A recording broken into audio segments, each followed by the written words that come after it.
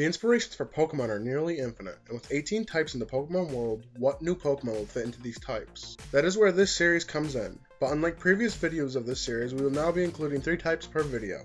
And in this video, we are going to look at the inspirations for fighting, bug, and poison type Pokemon. And starting in order as always, we will begin with the fighting type. Starting the fighting type off at number 5 is a force from down under, the Kangaroo. There may be a Kangaroo Pokemon, but I want a true, classic, kickboxing Pokemon, Kangaroo. It would be a powerful fighting and ground type Pokemon that would get access to the kicking moves and maybe even a new special ability like Iron Fist, but boosting the power of kicking attacks rather than punching. Number 4. Something I am shocked hasn't been made into a Pokemon yet, but the Beta Fish. Fighting isn't its true name, Siamese Fighting Fish. It would obviously be the fighting and water type, but I picture this as a more of a special attacker, a rare thing to see in the fighting Pokemon world. But it would be one of the Pokemon to get Aura Sphere, as well as the very few other special fighting and type attacks. This would actually be a good time to introduce some new fighting attacks that take advantage of special stat. Maybe a dual type attack could be made special for this Pokemon that could be both water and fighting type. Rip rock types. Number 3. The Red-Crowned Crane, also known as the Japanese crane. This is another animal I'm surprised isn't a Pokemon considering it's native to Japan, and it has some special meanings over there too. It would be a fighting and flying type Pokemon. This could be even a legendary Pokemon, not a main legendary, but part of a trio based off martial arts. It would have both high speed and attack to take advantage of those brutal, hard-hitting flying and fighting type attacks. Number 2. A Master Chinese Dragon. This was a hard slot to fill. I started with a typing of fighting and dragon first, since it's never been done before, and it's something that would be awesome. I boiled down my choices of inspiration to the Southern Dragon style Kung Fu, which led me to have this Pokemon based off the Chinese dragon itself. It wouldn't be a long serpent, it would have a shorter body and stand on its hind legs. It would be a pseudo-legendary of the Pokemon region it's in, that would be hard to train and get to the high level, but it would be so worth the work because it would have the real power of a fighting type. And coming in number 1 for the fighting types is something that I will need to explain. This is based off Bakto, a Cambodian martial arts. Bakto literally translates to pounding a lion. The origin story for this martial arts has a lion attacking a village and a warrior killing the lion with his bare hands. The Pokemon for this martial arts would be also a lion, but more like a were-panther kind of look, a bipedal warrior cat. It would be a fighting and maybe fire type since the lions we have seen so far in the Pokemon world have been the fire type. So it could work. And with that ends the fighting type and brings us to bug types. Starting this list at number 5 is an evolution for an existing Pokemon. An evolution I actually expected when this Pokemon first came out. A Queen Ant evolution for Durant. It would be a female-only evolution, similar to Vespiquen. It would also become an even greater powerhouse with great defenses and similar moves to Vespiquen as well, such as Attack Order, Heal Order, and Defense Order. It would keep the Bug and Steel typing though. Number 4. The Grylobatidae. I'll put the word on screen. Better known as ice bugs. They are an insect that can survive and thrive in harsh cold climates. Their eyes are either non-existent or so small they can't be seen with the naked eye. It would obviously be a bug and ice type Pokemon, possibly being the basic insect you can catch at the beginning of the Pokemon game. Coming in at number 3 is the Oriental Hornet.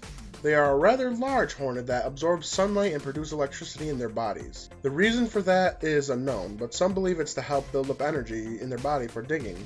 It would be a bug and electric type Pokemon that would be a more of a mid to late game Pokemon with great power potential. It would have very high attack stats, both special and basic attack, and would just be a unique typing that wouldn't be as predictable as a lightning bug. Number 2, the Bombardier Beetle. They are an interesting insect as they can generate a fluid in their body that reaches temperatures of 100 degrees Celsius or 212 degrees Fahrenheit. It would be a great addition to the bug-type Pokemon family as a bug and fire type, with access to Scald and maybe possibly even Volcanion signature move Steam Eruption. It would be a powerful special attacker that would be a great endgame Pokemon similar to Volcarona. And coming in number 1 for the bug types is the Cryptid, the Mongolian Deathworm. It's a monstrous creature that is said to live in the Gobi Desert. It has a reddish tint to its body and can be between 3 feet long to 30 feet long. For this inspiration, it would be 30 feet long variant and would be a legendary Pokemon with the bug and ground typing. But to keep it true to the myth it's based on, it would have access to Acid Spray and Discharge. And with that, Desert Nightmare ends the bug types and brings us to the final type of this video, the poison types. One of my personal favorite Pokemon typings. Starting off the poison types at number 5 is something I felt obligated to put on here since it's a real life Pokemon. The Platypus. One of the few mammals that can lay eggs and are poisonous. Not to mention it has a freaking duckbill. The male platypi are the only ones that have the poison barb on the back of their leg, though both male and female have the barb, but males are the only ones who can generate the venom. It would be a poison and water type, obviously, that I see being an early game Pokemon that would stick with you throughout your game. It could even be the water starter. Number 4, the Virus. It's something that would translate well into being a Pokemon based off of the diagram. It would be a pure poison type that would excel in inflicting status conditions and setting up Toxic Spike. I would want it to have the Prankster ability to get that status move in right away. It would be a total support Pokemon that would slowly infect and pull down its target. Coming in at number 3 is Industry.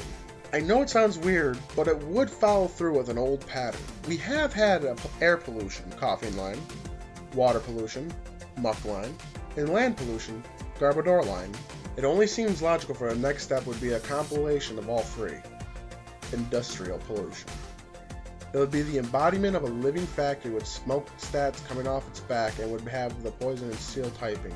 It would be a bulky Pokemon with a very high special attack but a terrible speed. It would be a true fairy type killer.